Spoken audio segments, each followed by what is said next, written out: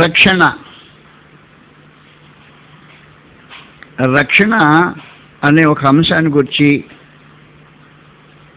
మనుషుల్లో సరైన అవగాహన లేదు. రక్షణ అంటే అనేకసార్లు కరెక్ట్ అయిన నిర్వచనం కూడా తెలియదు. కాబట్టి రక్షణ అంటే ఏంటి? గ్రంథం ప్రకారం రక్షణ అంటే గ్రంథంలో తెలియజేసిన మేరకు మొట్టమొదట రక్షింపబడే మనిషి, రక్షణ కోరేవాడు రక్షణ లేని స్థితిలో ఉన్నట్టు గుర్తించాల్సిన అవసరం ఉంది.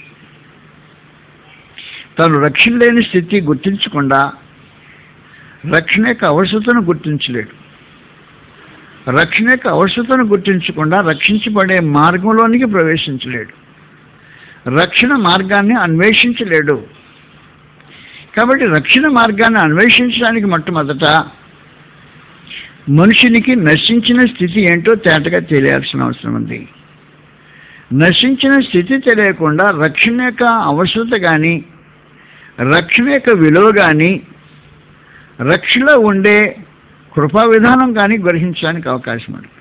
కాబట్టి రక్షణ అనే దానికి ముందుగా నశించిన స్థితి. కాబట్టి నశించిన స్థితి అంటే మొట్టమొదటిగా ఒకటి దేవుని ఉగ్రత కింద జీవించే స్థితి. కాబట్టి దేవుని ఉగ్రత కింద నివసించేవాడు రక్షింపబడకుండా ఉన్నవాడు. ఎఫెసీయులకు రాసిన పత్రికలో దేవుని ఉగ్రత కింద ఉన్న స్థితి ఎలా రాయబడింది? 2వ వచనం నుండి, ఎఫెసీ 2వ అధ్యాయం 2వ వచనం నుండి, మీరు వాటిని చేయొచ్చు వాయుమండల సంబంధమైన అధిపతిని, అనగా అవిధేయులైన వారిని ఇప్పుడు ప్రేరేపించే శక్తికి అధిపతిని అనుసరించి ఈ ప్రపంచ ధర్మం చొప్పున మునుపు నడుచుకుంటుంది. వారితో కలిసి మనమందరమును శరీరం యొక్క మనసు యొక్క కోరిక నెరవేర్చుకొంచు, మన శరీరాశను అనుసరించి మునుపు ప్రవర్తించు కడమ వారి వలనే స్వభావ సిద్ధముగా దైవోగ్రతకు పాత్రలమైంటిమి. కాబట్టి దైవోగ్రతకు పాత్రలై ఉండిన స్థితి నశించిన స్థితి. ఈ నశించిన స్థితి ఎలాగొచ్చిందంటే 2వ వచనం నుండి మరోసారి, మీరు వాటిని చేయొచ్చు వాయుమండల సంబంధమైన అధిపతిని, అనగా విధేయులైన వారిని ఇప్పుడు ప్రేరేపించే శక్తికి అధిపతిని అనుసరించి ఈ ప్రపంచ ధర్మం చొప్పున నడుచుకుంటుంది. వారితో కలిసి మనమందరం శరీరం యొక్క మనసు యొక్క కోరికలు నెరవేర్చుకోవచ్చు, మన శరీరాశను అనుసరించి మునుపు ప్రవర్తించచ్చు కడమవారి వల్లనే స్వభావ సిద్ధంగా దైవోగ్రతకు పాత్రలమైంటిమి. దేవుని ఉగ్రతకు పాత్రులైన వారు నశించిన వారు, రక్షింపబడిన వారు. అది దైవోగ్రతకు పాత్రులైన వారి స్థితి. శరీరం యొక్క మనసు యొక్క కోరికలను కోరికి వాటిని నెరవేర్చుకునేవాళ్ళు. కాబట్టి శరీర స్వభావం అనుసరించి ప్రవర్తించిన మనుషులు శరీరం అనుసరించి మునుపు ప్రవర్తించిన వాళ్ళు రక్షణ లేని వారై దేవుని ఉగ్రత కింద పాత్రలైన వారు. నశించిన వారు రెండవది ప్రత్యేకించి అపవాది యొక్క బంధకాల్లో ఉన్నవారు. అపవాది బంధకాల్లో ఉన్నవాడు రక్షణ లేని వాడు ఉంటాడు. ఈ బంధకాలు ఎంతకాలం కొనసాగుతాడో అపవాది బంధకంలో రక్షణ ఉండదు. హెబ్రీ 2వ అధ్యాయంలో 14వ వచనంలో ఇలా రాబడింది, కాబట్టి ఆ పిల్లలు రక్తమాంసంలో గలవారైనందున ఆ ప్రకారమే మరణం యొక్క బలము గలవాన్ని, అనగా అపవాదిని మరణము ద్వారా నశింపు చేయుటకును జీవితకాలమంతా మరణ భయం చేత దాస్యమును లోబడిన వాడిని విడిపించుటకును ఆయన కూడా రక్తమాంసంలో పాల్గొడాలి. కాబట్టి అపవాది యొక్క దాస్యములో ఉన్నవాడు రక్షణ లేనివాడు. అపవాది యొక్క బానిసత్వంలో మనుషులకు రక్షణ ఉండదు. స్వభావ సిద్ధంగా దైవోగ్రతకు పాత్రలు అంటారు. శరీరం యొక్క మనసు యొక్క కోరికను అనుసరించి శరీర సంబంధంగా బ్రతికేవాడు నశించిన వాడు ఉంటాడు, రక్షణ లేనివాడు ఉంటాడు. రెండవది అపవాది యొక్క చెరసాలలో బంధకాల్లో అపవాది యొక్క అధికారంలో కట్టుబడిన వాడు రక్షణ లేని వాడు ఉంటాడు. అపవాది అధికారంలో రక్షణ ఉండదు. 3 రక్షణ లేనివాడు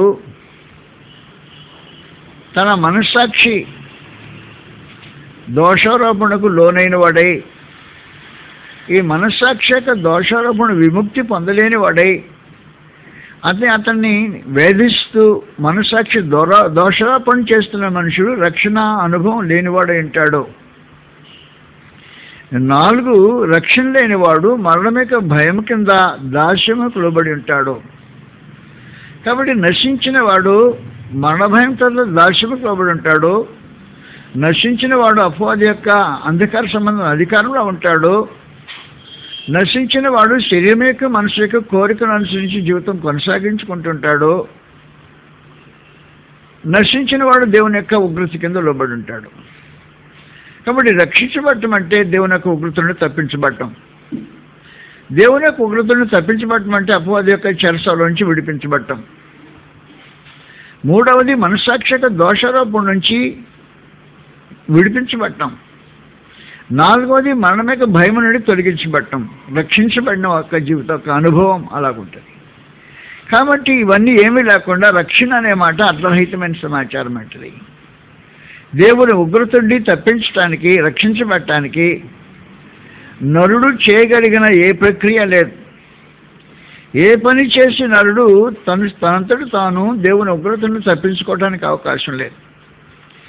దేవుని న్యాయమైన ఉగ్రతకు లోనైన మనిషి ఉగ్రతను తప్పించుకోవడానికి దేవుడు ఒక ప్రత్యేకమైన మార్గాన్ని ఏర్పాటు చేశాడు. దేవుని ఉగ్రతని తప్పించుకోవటానికి, దేవుని ఉగ్రతను భరించేదానికి మరొక వ్యక్తిని ఏర్పాటు చేశాడు. దేవుని ఉగ్రతను భరించడానికి మానవ పాపం పక్షంగా దేవుని ఉగ్రతను భరించడానికి ఏర్పాటు చేయబడిన ఒక వ్యక్తి క్రీస్తు ప్రభువు. కాబట్టి వాస్తవంగా దేవుని యొక్క న్యాయమైన పాపమునకైనా దేవుని యొక్క న్యాయమైన ఉగ్రతను కొలిచిపెట్టి అది ఒక పాత్రలో పోసి ప్రభువైన యేసు వారికి పరలోకమందు దేవుడు కల్వరి శిలువలో అనుభవించడానికి అనుగ్రహించాడు. కాబట్టి మానవ పాపమునకు వచ్చే జీతము, ఆ జీతం ఎంతో న్యాయమైన త్రాసులో కొలిచి తూసి పాత్రలో పోసి క్రీస్తు ప్రభువుకు అప్పగించాడు. ప్రభువైన యేసు ఆ పాత్రను, దేవుని ఉగ్రత పాత్రను త్రాగి ఆయనను బట్టి మనుషులు ఉగ్రతని తప్పించుకునే దానికి ఏర్పాట్లు చేశాడు. ఆయన విశ్వాసం తప్పించుకొని ఏర్పాటు చేశాడు. కాబట్టి మొట్టమొదట మనుషులు దేవుని ఉగ్రతని తప్పించుకోవాలంటే దేవుని ఉగ్రతను భరించిన క్రీస్తు ప్రభువునందు విశ్వాసం ఉంచాల్సిన అవసరం ఉంది. ప్రభువైన యేసునందు విశ్వాసం ఉంచడం చాలా ప్రాముఖ్యంగా అవసరం. ఎందుకంటే ఉగ్రతను భరించి మనుషుల పక్షంగా దాన్ని అనుభవించి పాపములకైన శిక్షణ అనుభవించిన వాడు, పాపం ఆయన యందు విశ్వాసం ఇచ్చిన వారికి విమోచన కలిగించడానికి ప్రత్యేకించిన కార్యక్రమం ఇలా జరిగింది. 2 కొరింథీ పత్రికలో 5వ అధ్యాయం ప్రభువైన యేసు ఆయన చేసిన ఒక విశేషమైన కార్యక్రమం. 2 కొరింథీ 5వ అధ్యాయంలో గ్రంథం ఏముంటుందంటే, ఎందుకనగా మనము ఆయన యందు దేవుని నీతి ఎగునట్లు పాపమెరుగని ఆయనను మన కొరకు పాపముగా చేశాను. పాపమెరుగని క్రీస్తు ప్రభువు. 2 కొరింథీ 5వ అధ్యాయం 21వ వచనం. అందువల్ల వాస్తవంగా ఏం జరిగిందంటే, పాపమును భరించడానికి గాను పర్యవసానంగా మానవునికి బదులు పరలోకమందు దేవుడు క్రీస్తు ప్రభువును ఏర్పాటు చేశాడు. మానవుడు దేవుని ఉగ్రతను అనుభవించాలని, పాపమునకైనా దేవుని ఉగ్రతను అనుభవించాలంటే యుగయుగాలు అనుభవించాల్సిన అవసరం ఉంటుంది.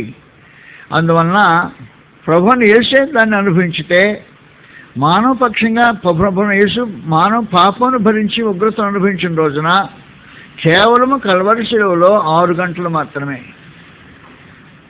ఉదయం 9 గంటల నుండి సాయంత్రము 3 గంటల వరకు 6 గంటల సమయము ప్రభువైన యేసు మానవ పాపాన్ని కల్వరిలో భరించుతూ దేవుని ఉగ్రతను, శాపాన్ని, మానవ పాపమునకు శిక్షను భరించుతూ ఉంటే దేవుని న్యాయమైన తీర్పు క్రీస్తు ప్రభువునందు జరిగి పాపులను క్షమించే ఒక దేవుని మార్గము సరళం చేయబడుతుంటుంది. దేవుడు న్యాయవంతుడై పాపులను క్షమించగలిగిన ఏర్పాటు జరుగుతుంది. కాబట్టి దేవుడు న్యాయవంతుడయ్యండి పాపమును శిక్షించి పాపులకు రక్షణ ప్రసాదించడానికి గాను ఆయన ఏర్పాటు చేసుకున్న ఏకైక మార్గము క్రీస్తు ప్రభు యొక్క శిలువ బలి.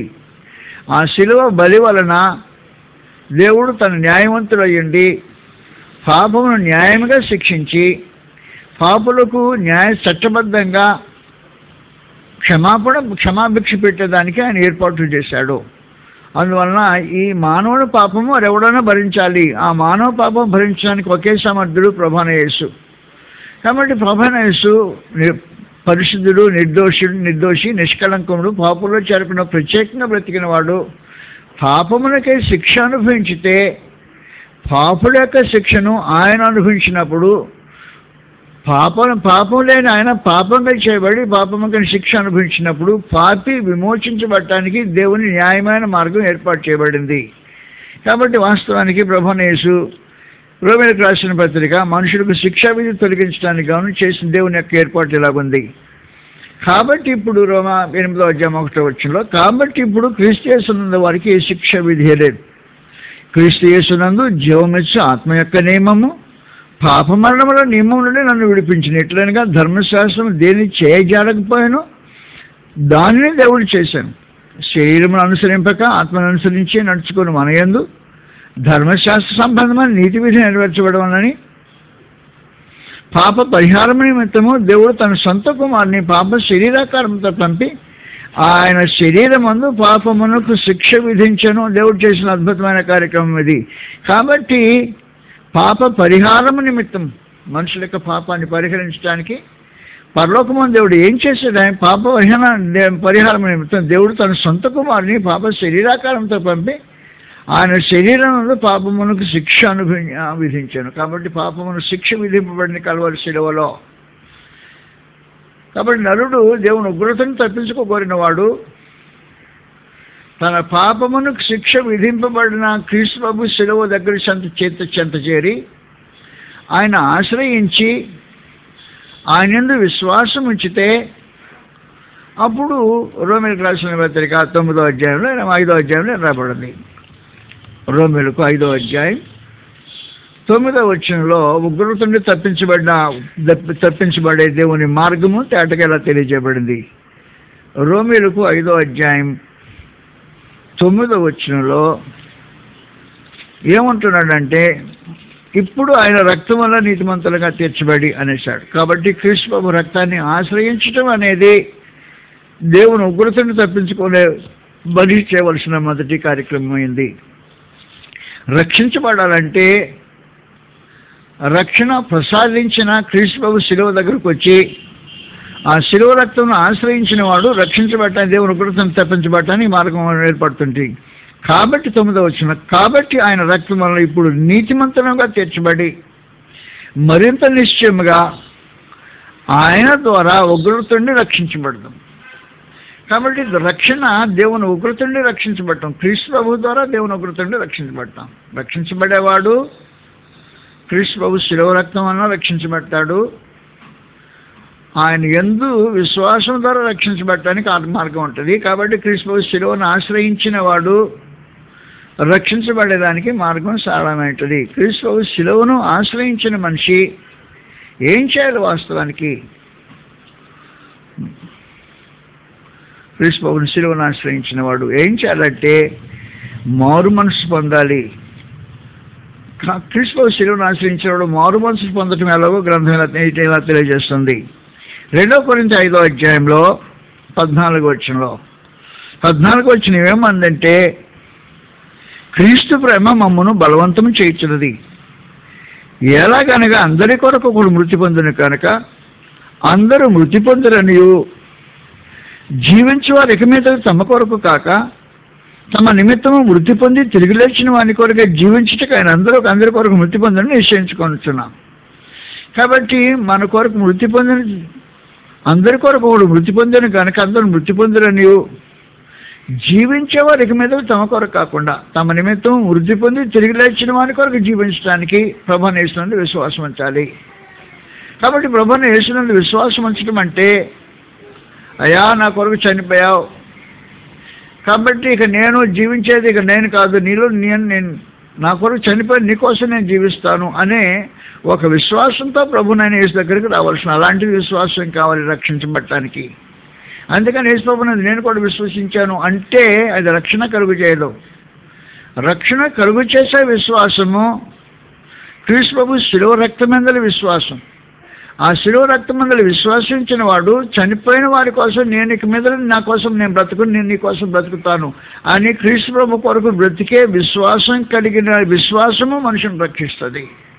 అంతేగాని విశ్వాసం రక్షిస్తుంది అంటే ఏ విశ్వాసం రక్షిస్తుందో నీకు తెలియకుండా పోవచ్చు.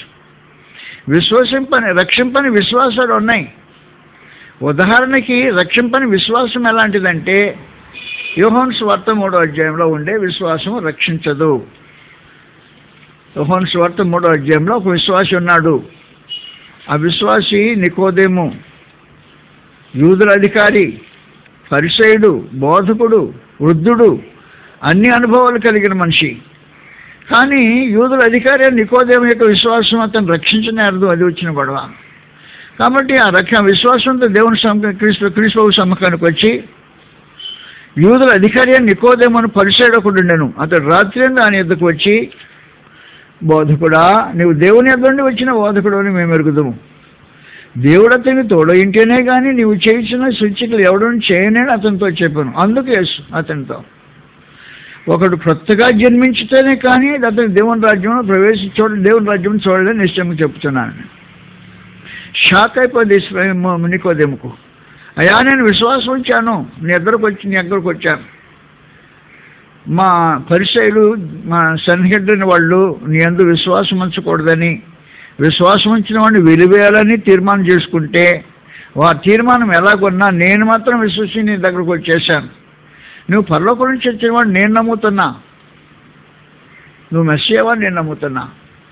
ఎలా నమ్ముతున్నానంటే నువ్వు చేస్తున్న సూచికలు ఎవరు చేయలేడు కాబట్టి నువ్వు చేసిన సూచికలను బట్టి నేను ఎందుకు విశ్వాసం ఉంచుతున్నానంటే ప్రభు యేసు అన్నాడు, ఇది రక్షణకు సరిపోయే విశ్వాసం కాదు అనేసాడు. కాబట్టి రక్షణకు సరిపోయే విశ్వాసం ఉంటే మనుషులు రక్షించబడతారు. ప్రభు యేసునందు విశ్వాసమైన అన్ని రకాలైన విశ్వాసాలు రక్షింపనేరవు. కాబట్టి ప్రభు యేసునందు విశ్వాసం ఉంచిన నికోదేముకు విశ్వాసం ఉంది. ఈ విశ్వాసము క్రీస్తు ప్రభు చేసిన సూచక్రియలలో విశ్వాసం ఉంది. ప్రభు యేసు గొప్పవాడని, పరలోకం నుంచి వచ్చినవాడని విశ్వాసం ఉంది. ప్రభు యేసు అంటున్నాడు, ఇది రక్షణకు సరిపోయే విశ్వాసం కాదు అనేసాడు. కాబట్టి రక్షణకు సరిపోయే విశ్వాసము క్రీస్తునందు విశ్వాసం అంటే నీకు తేటగా తేలాల్సిన అవసరం ఉంది. రక్షణకు సరిపోయే విశ్వాసము దేవుని ఉగ్రతను తప్పించడానికి అవసరమైన విశ్వాసం. ఎలాంటి విశ్వాసం అంటే 2 కొరింథీ 5వ అధ్యాయంలో చెప్పినట్టుగా క్రీస్తు బ్రహ్మ మమ్మల్ని బలవంతం చేయించింది. అందరి కొరకు ఒకడు మృతి పొందిన కనుక అందరూ మృతి పొందిరనియు, జీవించేవారు ఇక మీద తమ కొరకు కాకుండా తమ నిమిత్తం మృతి పొంది తిరిగి లేచిన వారి కొరకు జీవించడానికి ఆయన మృతి పొందని తెలుసు. కాబట్టి క్రీస్తు ప్రభు కోసం జీవించాలి. ఆయన నా కోసం చనిపోయాడు కనుక నేను ఆయన కోసం జీవించాలి, ఆయన రక్తం నాకు వర్తించాలి అనే భావన కలిగిన విశ్వాసము రక్షిస్తుంది. యేసునందు విశ్వాసం అంటే దేనంటే అది రక్షించే విశ్వాసం కాదు అనే సంగతి మనుషులకు తెలియటల్లా. కాబట్టి క్రీస్తు యేసునందు విశ్వాసము రక్షించే విశ్వాసము, సూచక్రియలు చేసే యేసునందు విశ్వాసము రక్షించే విశ్వాసము కాదు. ఏ విశ్వాసం రక్షిస్తుందంటే ఆయన అందరి కొరకు చనిపోయిన కనుక అందరూ మృతి పొందిరనియు, జీవించే వారి ఇక మీద తమ కొరకు కాకుండా తమ నిమిత్తము చనిపోయి తిరిగి లేచిన వారి కొరకు జీవించాలి అనే విశ్వాసం కలిగిన వారి విశ్వాసం రక్షిస్తుంది.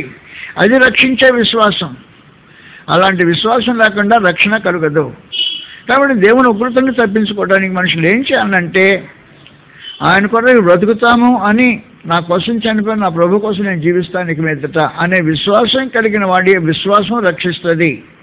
1 పేతురు పత్రికలో ప్రభు యేసు చనిపోయిన ఉద్దేశము తెలిసిన మనుషులు ఆయన యందు విశ్వాసం ఉంచుతారు. అలాంటి విశ్వాసం రక్షణ అనుగ్రహిస్తుంది. కానీ యేసునందు విశ్వాసం అంటే నేను యేసు ప్రభువుని నమ్ముకున్నాను, ఆయన పుట్టాడు, పెరిగాడు, చనిపోయాడు, మృతుల నుంచి లేచాడు అని, పుట్టాడని పుట్టుకు పండుగ, చనిపోయాడని చనిపోయిన పండుగ, లేచిన పండుగ చేసేవాళ్ళు రక్షించబడేవాళ్ళు కాదు. అది రక్షించే విశ్వాసం కూడా కాదు.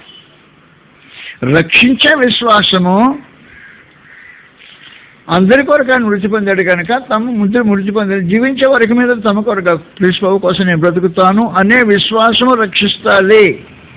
పాపం విషయమై చనిపోతాను, నీతి విషయమై జీవిస్తాను అనే భావన కలిగిన విశ్వాసంతో మనుషులు తమ జీవితాన్ని కొనసాగించిన ఆ విశ్వాసము రక్షించగలిగిన విశ్వాసం అంటది. అలాంటి విశ్వాసం కాకుండా యేసునందు విశ్వాసం, నేను కూడా యేసునందు విశ్వాసం పెట్టాను అని చెప్పే విశ్వాసం మనుషులకు రక్షించే అవకాశం ఉండదు. నాకు మా ఇంట్లో ఒక బంధువు ఉన్న ఒక ఆమె ఉంది. ఆమె యేసు ప్రభునందు విశ్వాసం ఉంచేది. పొద్దున్న లేచిందనుకో ఒక పెద్ద ఫోటో ఉంటుంది. ఆ ఫోటో నిలబడి దండం పెట్టి ప్రార్థన చేస్తుంది, చాలాసేపు ప్రార్థన చేస్తుంది. విశ్వాసం రక్షించే విశ్వాసం కాదు అది. కనుక రక్షించే విశ్వాసాన్ని గురించి ఖచ్చితంగా తెలియాల్సిన అవసరం ఉంది. ప్రభువుని యేసునందు ఎలాంటి విశ్వాసం అంటే అలాంటి విశ్వాసము రక్షించనేరదు. కనుక ప్రభువుని యేసునందు ఎలాంటి విశ్వాసం రక్షిస్తుందో ఆ విశ్వాసం కలిగి ఉంటే క్రీస్తు ప్రభు యొక్క శిలువ రక్తము ఆ వ్యక్తికి వర్తిస్తుంది. ఏ వ్యక్తికి క్రీస్తు ప్రభు శిలువ రక్తం వర్తిస్తుందో ఆ విశ్వాసం మనుషులను రక్షిస్తుంది. క్రీస్తు ప్రభు శిలువ రక్తం వర్తించాలంటే సూచ్యక్రియలు మహత్కారాలు చేసిన యేసునందు విశ్వాసం ఉంచే వారికి క్రీస్తు ప్రభు శిలువ రక్తం వర్తించదు. బొమ్మ నిలబడి ప్రార్థన చేసే వారికి శిలువ రక్తం వర్తించదు. కాబట్టి క్రీస్తు ప్రభు శిలువ రక్తం వర్తించాలంటే ఆయన అందరి కొరకు చనిపోయిన కానీ అందరూ చనిపోయారనియు, జీవించే వారికి మీద తమ కొరకు కాకుండా తమ నిమిత్తం చనిపోయి తిరిగి లేచిన వాని కొరకు జీవించడానికి అనే విశ్వాసం కలిగిన వాడు రక్షించబడుతుంటాడు. నేను నా కోసం కాదు క్రీస్తు ప్రభు కోసం బ్రతుకుతాను, నా ప్రాణం నా కోసం ప్రాణం పెట్టిన ప్రభు కోసం నా జీవితాన్ని సమర్పించేస్తాను, నన్ను రక్షించడానికి ఆయన ఇంత కార్యక్రమం చేశాడు కాబట్టి ఆయన కోసం బ్రతుకుతాననే విశ్వాసము మనుషులు రక్షిస్తుంది. ఆ విశ్వాసం ఏం చేస్తుంది అంటే పాపం విషయమే చనిపోయి నీతి విషయమే జీవింపజేస్తుంది. కాబట్టి రక్షణ అని మనం మాట్లాడేటప్పుడు రక్షించే విశ్వాసాన్ని గురించి కూడా నీకు తెలియాల్సిన అవసరం ఉంటుంది. మొదటి తిమోతి పత్రికలో గ్రంథం సమాచారం తెలియజేస్తుంది. తిమోతి పత్రిక రక్షించు విశ్వాస సంబంధమైన జ్ఞానం గురించి క్షమించండి. 2వ తిమోతి పత్రిక 3వ అధ్యాయంలో 14వ వచనం, క్రీస్తు యేసునందు ఉంచవలసిన విశ్వాసము ద్వారా రక్షణార్థమైన జ్ఞానము కలిగించుటకు శక్తిగల పరిశుద్ధ లేఖనములను బాల్యం నుండి వెలుగుదువు గనుక. ఏమి లేఖనాలు అవి? రక్షణార్థమైన జ్ఞానము నీకు కలిగించు లేఖనాలు. రక్షణార్థమైన జ్ఞానం కలిగించే లేఖనాలు విని రక్షణార్థమైన జ్ఞానంతో విశ్వసించితే అప్పుడు అది రక్షణార్థమైన విశ్వాసమై ఉంటుంది. కాబట్టి రక్షణార్థమైన జ్ఞానం కలిగించే లేఖనాలు ఉన్నాయి బైబిల్లో. బైబిల్ అంతా దేవుని లేఖనాలే. లేఖనాలు అన్నీ రక్షణార్థమైన జ్ఞానం కలిగించేవి కావు. కాబట్టి రక్షణార్థమైన జ్ఞానం కలిగించే లేఖనాలు వింటేనే రక్షణ అనే సమాచారం ఇతటిగా తెలియాల్సిన అవసరం ఉంది. అందువల్ల గ్రంథం ఏముందంటే యేసుక్రీస్తునందు ఉంచవలసిన విశ్వాసం ద్వారా, ఎలాంటి విశ్వాసం ఉంచాలో ఆ విశ్వాసం ద్వారా రక్షణార్థమైన జ్ఞానం నీకు కలిగించుటకు శక్తిగల పరిశుద్ధ లేఖనం. కాబట్టి ప్రభువుని యేసునందు ఎలాంటి విశ్వాసం ఉంచాలో వివరించే లేఖనాలు ఉన్నాయి. ఆ లేఖనాల ద్వారా వివరించబడి విశ్వసించితే అప్పుడు రక్షణార్థమైన జ్ఞానం కలిగించే లేఖనాలను నమ్మిన వాడికి రక్షణ కలిగించే మార్గం ఉంటుంది. రక్షణ అంటే దేవుని ఉగ్రత నుండి తప్పించబడటం నెంబర్ 1 మొదటి సమాచారం. దేవుని ఉగ్రత నుండి తప్పించబడేవాడు రక్షించబడినవాడు అంటాడు. దేవుని ఉగ్రత నుండి తప్పించబడటానికి ముందుగా ఏం చేయాలంటే అపవాది యొక్క బంధకాల నుంచి మనిషి విడిపింపబడాల్సిన అవసరం ఉంది. అపవాది పాపము చేత కట్లు వేసి బిగించాడు, దుర్నీతి చేత బిగించాడు, అపవిత్రత చేత బిగించాడు. ఈ అపవిత్రతలో దుర్నీతిలో దుష్టత్వంలో ఉన్న మనుషులు కట్లు విప్పబడకుండా రక్షించబడేదానికి అవకాశం ఉండదు. అపవాది బంధకాలు ఎక్కడంటే అక్కడ బంధించి పెట్టేశాడు. ఈ బంధకాల నుంచి విడిపించబడిన జ్ఞానము కలిగి విడిపించబట్టే రక్షించబడతాడు. అపవాది బంధకంలో ఉండడం రక్షించబడ్డాడా? ఐగుప్తు దేశంలో బానిసత్వంలో ఇశ్రాయేలు విమోచించబడ్డారా? ఐగుప్తులో బానిసత్వం చేస్తూ వెట్టి చాకిరీ చేస్తున్న ఇశ్రాయేలు ఎలాగూ విమోచించబడలేదో, అపవాది యొక్క చెరసోల్లో ఉండి అపవాది సంబంధమైన కార్యక్రమాలు జరిగించేవాడు విమోచించబడలేదు ఆత్మ సంబంధంగా. అందువల్ల అపవాది యొక్క బంధకాల్లో ఉండి నేను విమోచించబడ్డానని చెప్పేవాడు మోసపోయిన వాడు విమోచించబడలా. కాబట్టి రక్షించబడినవాడు విమోచించబడినవాడు. రక్షించబడటానికి విమోచన చాలా ప్రాముఖ్యంగా అవసరమండి. అందువల్ల ఎంతకాలం మనిషి అంత అపవాది యొక్క బంధకాల్లో ఉంటాడో, పాపం యొక్క కట్టులో ఉంటాడో, దుర్నీతి బంధకాల్లో బంధింపబడి ఉంటాడో అంతకాలము అపవాది యొక్క అధికారంలో లోబడి ఉంటాడు. కాబట్టి అపవాది యొక్క అధికారంలో లోబడిన వాడు ఐగుప్తులో బంధింపబడిన ఇశ్రాయేలుకు సమానంగా ఉంటాడు.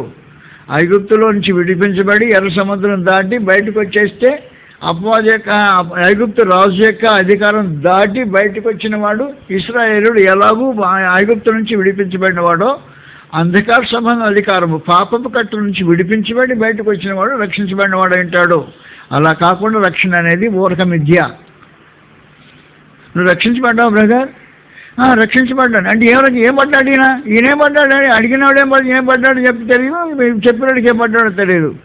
ఏం పడ్డాడని అడిగినవాడు అడిగాడు రక్షించబడ్డావా? దేని రక్షణ అంటే వాస్తవానికి ఏంటి?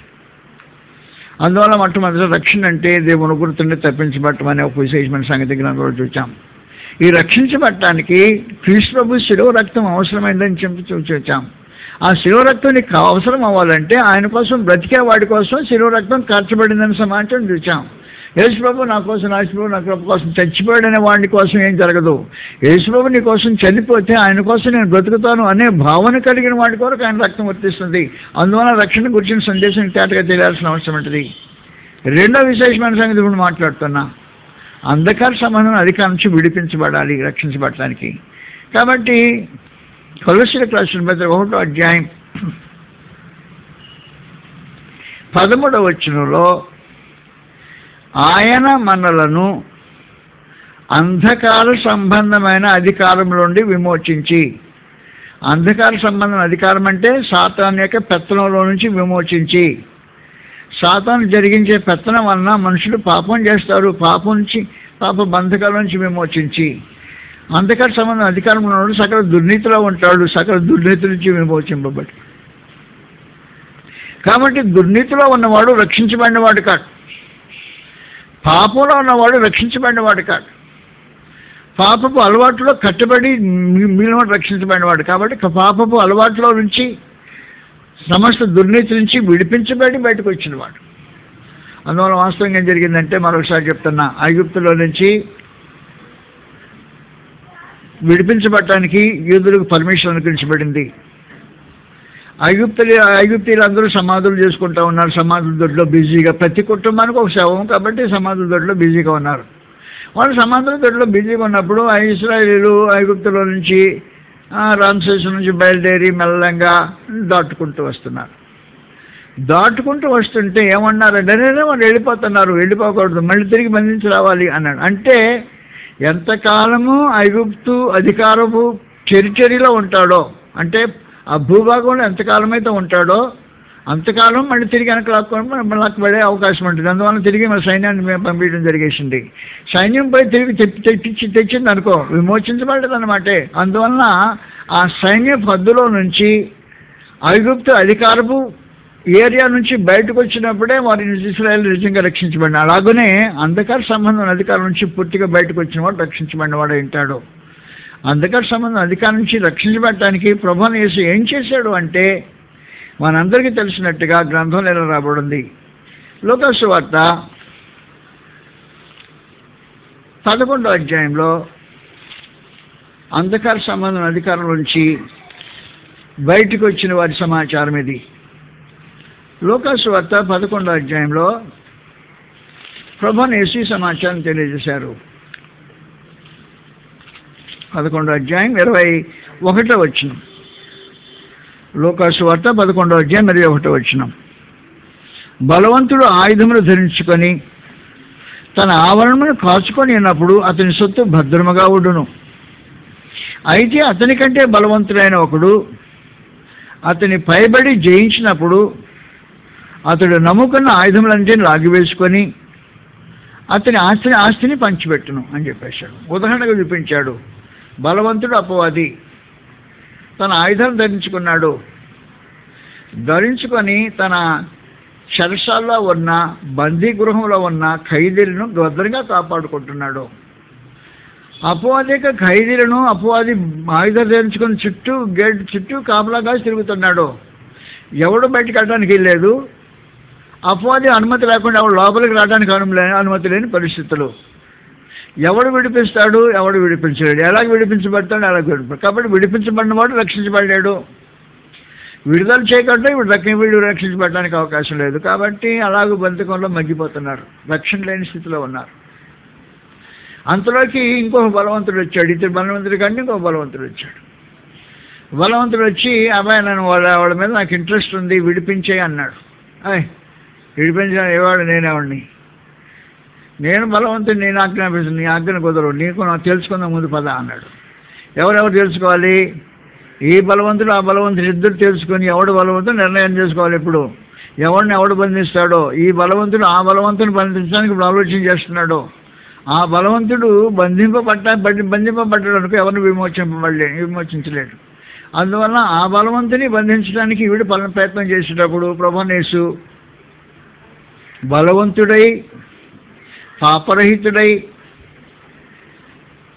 అపవాదిని బంధించిన వాడై కల్వరి శిలువలో అపవాదిని బంధించి వాని ఆయుధాలు లాగివేసుకొని మృతు నుంచి లేచి రావటంలో తిరిగి అక్కడికి వచ్చాడు. ఎక్కడికి వచ్చాడు? ఆ అపవాది బందీ గృహంలో ఉన్నవారి దగ్గరికి వచ్చాడు. అపవాది బందీ గృహంలో ఉన్న వారికి వచ్చి, రే బాబు రెండురా బయటికి, నేను మిమ్మల్ని విడుదల చేస్తున్నాను అన్నాడు. అమ్మో మా పెద్ద గొప్ప ఆయన ఇక్కడ మమ్మల్ని బంధించినాడు అన్నాడు. వాడిని బంధించేస్తాను నేను ఇప్పుడు. అపవాది బంధింపబడ్డాడు, వాడి దగ్గర ఆయుధాలు లేవు, లాగేసుకున్నా. కాబట్టి మీరు ఇప్పుడు బయటికి రావచ్చు అనే సువార్త విని అపవాదిక బంధకాల నుంచి ఉండకుండా స్వయంగా క్రీస్తు యొక్క అధికారం కిందకు వచ్చే మనుషులకు అని రక్షించేవాడు ఉంటాడు. ఇంతకుముందు అపవాదిక అధికారంలో ఉన్నవారు అంధకార సంబంధం అధికారం నుంచి విడిపించబడి తాను ప్రేమించిన తన కుమారునికి రాజ్యనివాసులుగా దేవుడు చేశానని చెప్పాడు కనుక ఇప్పుడు అంధకారం సంబంధమైన అధికారి బలవంతుని యొక్క బంధకంలోంచి విడిపించబడిన వారు రెండవ అనే అధికారం కిందకి, ఎవరైనా కానీ జయించిన వారి అధికారం కింద క్రీస్తు అధికారం కిందకి వస్తే అంధకార సంబంధం అధికారం నుంచి విడిపించబడిన వారై క్రీస్తు యొక్క అధికారంలో సురక్షితంగా ఉంటారు, రక్షించబడిన వారు.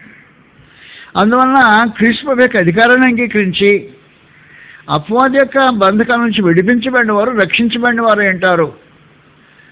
ఆ రక్షించబడిన వారు ఎంతకాలము అపవాది బంధకాలు వాడు బంధించబడినా నేను ఇక్కడే ఉంటాం అనుకున్న వాళ్ళు రక్షించబడరు. కాబట్టి ఇప్పుడు లోకమంతా ఎక్కడ ఉందంటే అపవాది యొక్క బంధకంలో బంధింపబడి ఉంది. వాడు బంధింపబడినా ఆయుధాలు లాగివేసుకున్నా వాడు శక్తిహీనుడని ప్రక్కనే కూర్చున్నా ఈ బంధకంలో ఉన్న వాళ్ళు ఆ సంగతి పట్టించుకోకుండా మేము ఎక్కడ ఉండిపోతాం అంటున్నాడు. అంతకంటే బలవంతుడైన ఒక కానిచ్చింది వాడిని బంధించి ఆయుధాలు లాక్కేసుకొని లోపల ఉన్న వాళ్ళకి విడుదల ప్రకటన చేస్తున్నాడు. ఆ విడుదల సువార్త బయటకు వచ్చేయండి, అపవాదిక బానిసత్వం మీరు ఉండాల్సిన అవసరం లేదు అని ప్రకటన చేస్తే ఆ శబ్దం విని దేవుని కుమారుని యొక్క శబ్దం విని విశ్వసించిన వాడు విడుదల పొందుతాడు. ఆ విడుదల పొందిన వాడు యేసుక్రీస్తు యొక్క అధికారాన్ని అంగీకరించాల్సిన అవసరం ఉంటుంది. కాబట్టి ఈ అధికారాన్ని అలాగే అంగీకరించాడో ఆ అధికారాన్ని అలాగే అంగీకరించి ఆ మారు మనసు పొంది, అందువలన మనుషులు ఏం చేయాలంటే అంధకార సంబంధం అధికారం నుంచి విడిపించబట్టే రక్షించబడతాడు.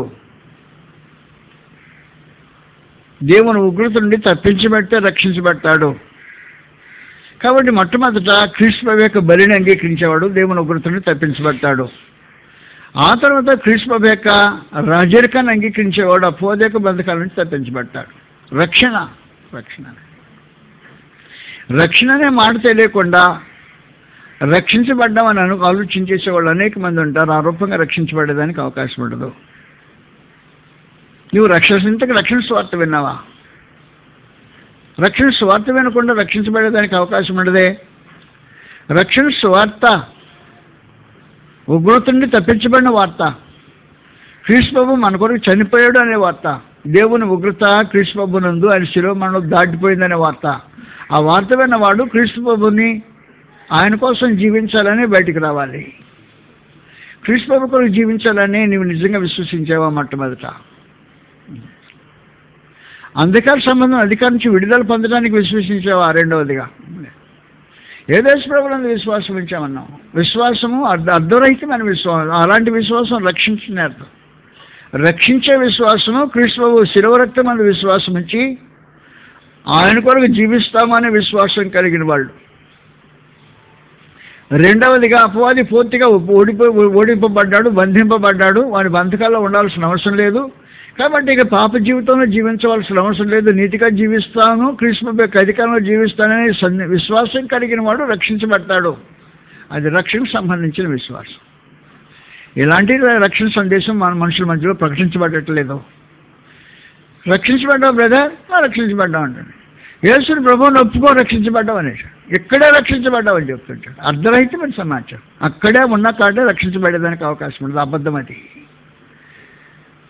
కాబట్టి రక్షణ సందేశం నీకు తేటగా తెలిస్తే క్రీస్తు ప్రభు కొరకు బ్రతుకుతాను అనే విశ్వాసం కలిగి, ఆయన నా కోసం చనిపోయాడు కదా, నేను ఆయన కోసం బ్రతుకుతాను, నన్ను రక్షించడానికి ప్రాణం పెట్టిన ఆయన కోసం నేను బ్రతుకుతాను అనే భావన విశ్వాసం మొదలుతో ప్రారంభమై అపవాదిని బంధించిన క్రీస్తు ప్రభు అధికారానికి నేను లోబడతాను అనే రెండవ స్టెప్ వేసి యేసును దేవుని కుమారుడని అలాంటి మారుమనసు పొంది యేసు దేవుని కుమారుడని ఒప్పుకొని,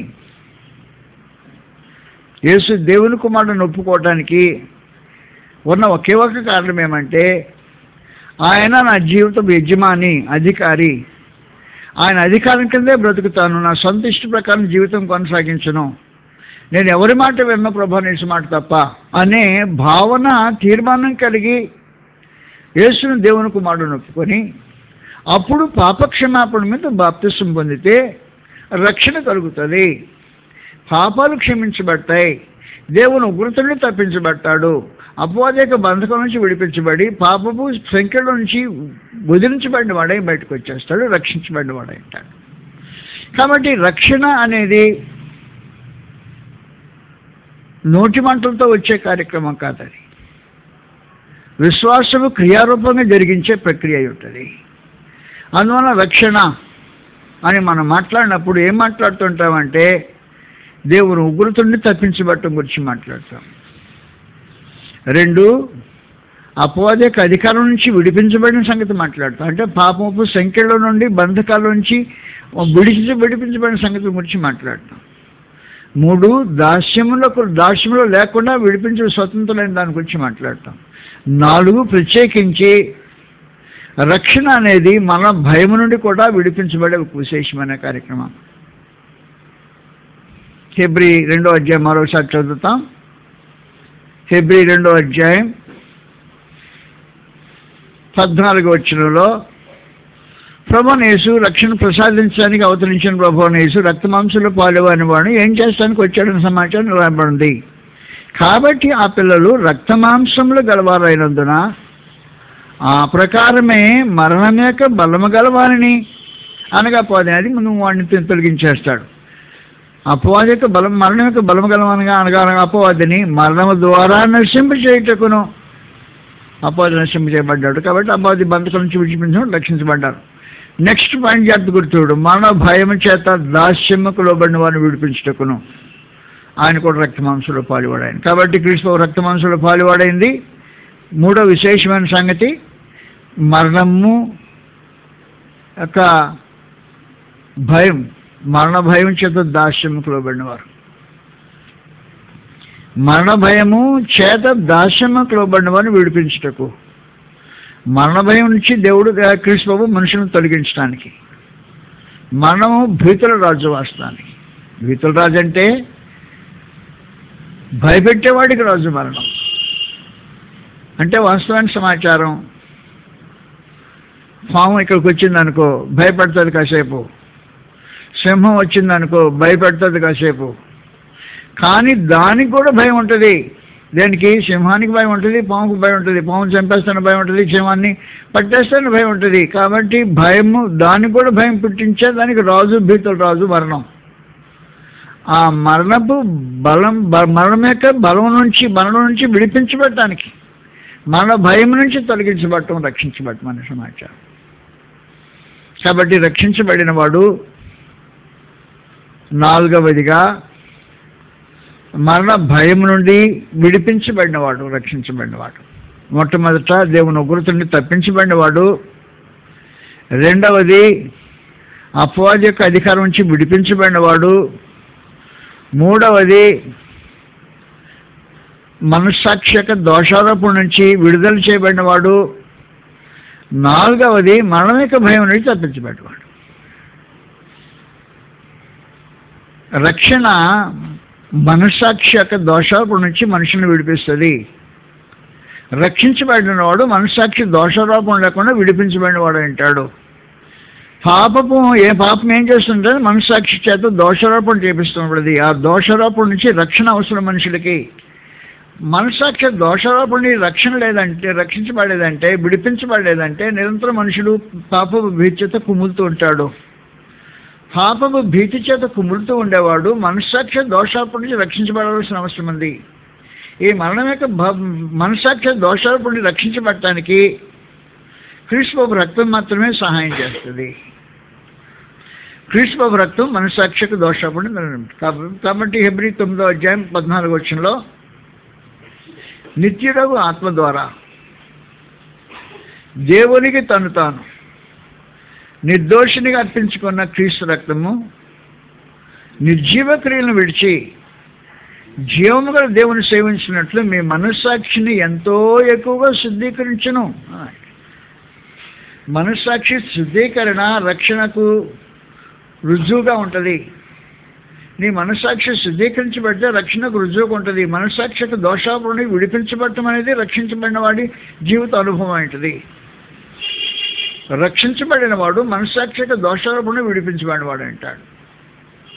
హెబ్రీయులకు 10వ అధ్యాయం మనందరికీ తెలిసినట్టుగా మొదటి నుంచి ధర్మశాస్త్రము రాబోతున్న మేడల ఛాయగలదే కానీ ఆ వస్తువుల యొక్క నిజస్వరూపము కలది కాదు కనుక ఆ యాజకులు ఏటేట ఎడతెక్కకుండా అర్పించి ఒక్కటే విధమైన బలులు వాటిని తెచ్చి వారికి అన్నడూ సంపూర్ణ శుద్ధి కలుగు చేయనారు. అలాగూ చేయగలిగిన ఎడలా సేవించువారు ఒక్కసారే, అలాగూ చేయగలిగిన ఎడలా పరిశుద్ధపరచబడిన తర్వాత వారి మనస్సాక్షికి పాపజ్ఞప్తి కనుక ఉండదు కనుక దాన్ని అర్పించడం అంటారు. కాబట్టి సేవించే వారి మనస్సాక్షికి పాపజ్ఞప్తి లేకుండా తీసివేయబడితే ఆ తీసివేయబడేది క్రీస్తు రక్తం వలన రక్షించబడిన వాడి మనస్సాక్షికే పాపజ్ఞప్తి లేకుండా తీసివేయబడుతుంది. కాబట్టి పాపజ్ఞప్తి లేకుండా తీసివేయబడిన వాడు రక్షించబడిన వాడు ఉంటాడు. మనస్సాక్షి దోషారోపణ లేనివాడు ఉంటాడు. ఈ మనస్సాక్షి దోషారోపణ గురించి రక్షణకు సంబంధించిన కార్యక్రమం 1 పేతురు 3వ అధ్యాయంలో 21వ వచనం. 1 పేతురు 3వ అధ్యాయం 21వ వచనంలో దానికి సాదృశ్యమైన బాప్తిస్మం ఇప్పుడు మిమ్మల్ని రక్షించుతున్నది. అదేదనగా శరీర మాలిన్యము తీసివేయట కాదు కానీ యేసుక్రీస్తు పునరుద్ధాన మూలమైన యేసుక్రీస్తు పునరుద్ధాన మూలముగా దేవుని విషయమై నిర్మలమైన మనస్సాక్షినిచ్చు ప్రత్యుత్తరమే. రక్షించబడేది నిర్మలమైన మనస్సాక్షినిచ్చు ప్రత్యుత్తరము. కాబట్టి రక్షించబడిన వాడు నిర్మలమైన మనస్సాక్షి కలిగిన వాడు ఉంటాడు. రక్షించబడటం నిర్మలమైన మనస్సాక్షి. మొదట దేవుని ఉగ్రతను తప్పించబడతాడు. 2 అపవాది యొక్క బంధకాల నుంచి విడిపించబడతాడు. 3 మనస్సాక్షి శుద్ధీకరించబడతాడు. 4 మరణం యొక్క భయం నుంచి విడిపించబడతాడు, రక్షించబడతాడు. రక్షించబడ్డా బ్రదర్ అంటే వరకం సరిపోతుంది. దేంట్లో నుంచి రక్షణ అనే సంగతి కూడా తెలియని మనుషులు ఉన్నారు భూమి మీద.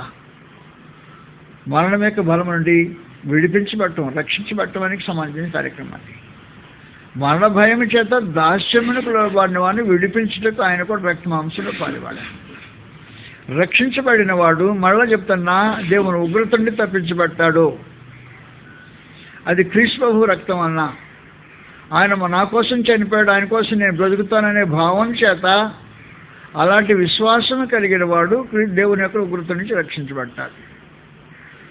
రెండవ విశేషమైన సంగతి, అంధకార సంబంధం అధికారంలో నుండి, పాపపు బంధకాల నుంచి, కట్లలో నుంచి, వాడి చెరసాల్లోంచి విడిపించబడటానికి క్రీస్తు ప్రభు యొక్క అధికారాన్ని స్వీకరించిన వాడు. క్రీస్తు ప్రభు అపవాది క్రియలు లయపరిచి వాడిని బంధించి చెరలో నాకు విడుదల ప్రకటించిన ఆయన అధికారాన్ని అంగీకరిస్తాను, క్రీస్తు ప్రభు అధికారాన్ని అంగీకరిస్తాను అనేది రక్షణకు రెండవ విశేషమైన సంగతి. క్రీస్తు ప్రభు యొక్క బలియాగం మీద విశ్వాసం ఉంచి ఆయన కోసం బ్రతుకుతాను. రెండు, క్రీస్తు ప్రభు యొక్క అధికారం కింద జీవితం కొనసాగిస్తాను అనే మనిషి పాప క్షమాపణ నిమిత్తం బాప్తిసం పొందితే, బాప్తిస్మలో ఏం జరుగుద్దంటే శరీర మాలిన్యము తీసివేయటం కాదు, కానీ యేసుక్రీస్తు పునరుద్ధానములో దేవుని విషయమే నిర్మలమైన మనస్సాక్షి ప్రత్యుత్తరమే. కాబట్టి నిర్మలమైన మనస్సాక్షి కలిగిన వాడు రక్షించబడిన వాడు అవుతాడు. 4, మరణం యొక్క భయం నుండి విడిపించబడిన వాడు అవుతాడు. కాబట్టి రక్షించబడిన వాడికి మరణ భయం ఉండదు. మనిషికి మరణ భయం ఉంటుంది, తాజ్బాంకు మరణ భయం ఉంటుంది, సింహానికి మరణ భయం ఉంటుంది. రక్షించబడినవాడు మరణ భయం నుంచి విడిపించబడినవాడు అంటాడు. రక్షణ. కాబట్టి రక్షణ అనే సంగతి ఏంటో తెలియకుండా, ఏ విశ్వాసము ఏ విధంగా రక్షిస్తుంది అనే పద్ధతి తెలియకుండా మనుషులు రక్షించబడటానికి అవకాశం ఉండదు. అందువల్ల గ్రంథం ఏం చెప్పిందంటే, ఈ రక్షణకు సంబంధించిన జ్ఞానం కలిగే లేఖనాలు ఉన్నాయి, వాటిని మీరు జాగ్రత్తగా ఎరగాలి అని చెప్పేశాడు. మనం చదువుతున్నామాట 3వ అధ్యాయం 2 పేతురు 2వ తిమోతి 14వ వచనంలో ఈ మాట రాబడింది. యేసుక్రీస్తునందు ఉంచవలసిన విశ్వాసం ద్వారా రక్షణార్థమైన జ్ఞానం నీకు కలిగించుటకు శక్తి గల పరిశుద్ధ లేఖనములను. పరిశుద్ధ లేఖనాలు ఏ లేఖనాలు అవి? యేసుక్రీస్తునందు ఉంచవలసిన విశ్వాసం ద్వారా. ఎలాంటి విశ్వాసం ఉంచాలో లేఖనాలు చెప్తాయి. యేసుక్రీస్తునందు ఉంచవలసిన విశ్వాసం ద్వారా రక్షణార్థమైన జ్ఞానం కలిగించేవి, రక్షణార్థమైన జ్ఞానం కలిగించే లేఖనాలు ఉన్నాయి. ఆ రక్షణార్థమైన జ్ఞానం కలిగించే లేఖనాలు ఎదుర్కోకుండా రక్షణ అనేది సాధ్యమే కార్యక్రమం కాదు. సింపుల్గా అయిపోతుంది. ఏమి లేదు, నువ్వు ఉన్న కారణే యేసు ప్రభువా నన్ను క్షమించు అంటే రక్షించబడతావు అనే ఆ ఉద్దాలు పలికేవాళ్ళు చాలామంది ఉన్నారు. రక్షణ అలాంటిది కాదు. రక్షణ దేవుని ఉగ్రత నుండి తప్పించబడేది. రక్షణ అపవాది యొక్క చెరసలోంచి విడిపింపబడేది. రక్షణ మనస్సాక్షి యొక్క దోషారోపణ నుంచి తొలగించబడేది.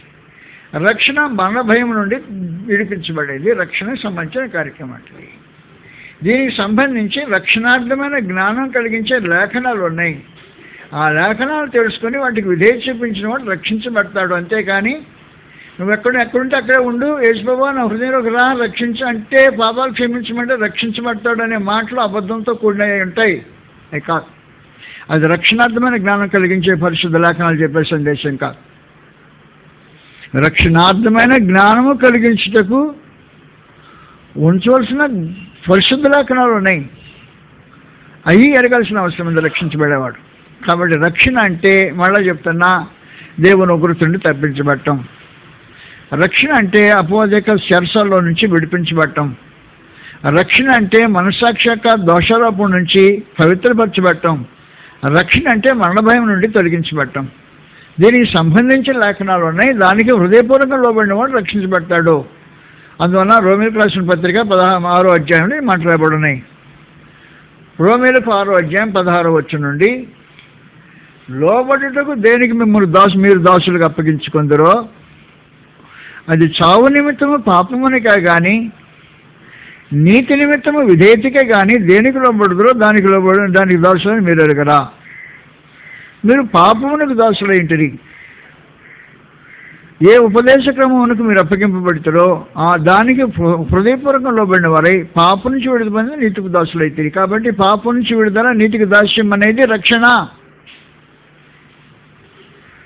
పాపం నుంచి విడుదల పొందకుండా నీతికి దాస్యం కాకుండా రక్షణ జరగదు. కాబట్టి ఏం చెప్పాడంటే, మొదటి నుంచి మళ్ళీ మాట్లాడుతున్నా 6వ అధ్యాయం 16వ వచనంలో, లోబడుటకు దేనికి మిమ్మును మీరు దాసులకు అప్పగించుకుందరో అది చావు నిమిత్తము పాపమునికే కానీ నీతి నిమిత్తము విధేయతకే కానీ దేనికి లోబడుతో దానికి దాసులని మీరు ఎరగరా. మీరు పాపమునకు దాసులైంటిరి. ఏ ఉపదేశ క్రమం అంటే క్రమమైన ఉపదేశం క్రమంగా ఉండాలి. ఏ ఉపదేశ క్రమమునకు మీరు అప్పగింపబడితారో దానికి హృదయపూర్వకంగా లోబడితే పాపం నుంచి విడుదల, నీతికి దాస్యం జరుగుద్ది. కాబట్టి ఉపదేశ క్రమం తెలియాలి, దానికి హృదయపూర్వకంగా లోబట్టడం జరగాలి. ఈ రెండు జరిగినప్పుడే పాపం నుంచి విడుదల, నీతికి దాస్యం. కాబట్టి పాపం నుంచి విడుదల పొందకుండా రక్షించబడిన వాడు ఎవడో నాకు తెలియదా, అదేం రక్షణ నాకు అర్థం కాల. పాపం నుంచి విడిపించబడినవాడు రక్షించబడినవాడు, పాపము నుండి విడిపింపబడి నీతికి దాసులైన వాడు రక్షించబడినవాడు. అది రక్షణ అన్నమాట. అలా కాకుండా రక్షణ అనేది మరొక రూపంగా అనేక రూపాలుగా లోకంలో ప్రకటించబడుతుంటే యేసు ప్రభు నమ్ముకో, ప్రభు నమ్మదగిన వాడు, అమ్మో మంచివాడు, ఉత్తముడు, కోసం ప్రాణం పెట్టినవాడు నమ్ముకో అంటే కాదు. ఏమని నమ్ముకోవాలి? నమ్ముకోవటం నుండే విశేషమైన సంబంధించిన నా కోసం ప్రాణం పెడితే నేనేం చేయాలి, నా ఎలా నమ్ముకోవాలి, నా కోసం ప్రాణం పెట్టిన వారు నేను బ్రతుకుతానని నమ్ముకోవాలి. అలాగా నమ్ముకున్నావు. అందరి కొరకు కూడా మరణం పొందిన కనుక అందరూ మృతి పొందిన జీవించేవారు ఇక మీద తమ కొరకు కాకుండా తమ నిమిత్తం మృతి పొంది తిరిగి లేచిన వారి కొరకు జీవించి ఆయన అందరి కొరకు మృతి పొంది నేర్చుకోండి. కాబట్టి ఆయన కోసం బ్రతకాలి అనే భావన కలిగి ఆయన ఎందుకు విశ్వాసం ఉంచితే రక్షణ. అది దేవుని గురించి తప్పించబడే మార్గం. అపవాది బంధకం నుంచి విడిపించబడిన మహారాజు ఆయన, సర్వాధిపతి. ఆయన అధికారం కింద నా అధికారాన్ని స్వీకరించి ఆయన అధికారాన్ని నేను బ్రతుకుతానని ఆధిపత్యాన్ని అంగీకరించడం అనేది అపవాది బంధకాల నుంచి విడిపించడానికి సంబంధించిన కార్యక్రమం. అది మనసాక్షి దోషారోపణ నుంచి విడిపించడానికి, మరణ భయం నుంచి తొలగించడానికి, మరణము నుండి జయించి మృతుల నుంచి లేపబడిన దేవుని కుమారుడు. ఆయన ఎదురు విశ్వాసము మరణ భయం నుంచి వీధి నుంచి విడిపించుతుంది మనుషుల్ని.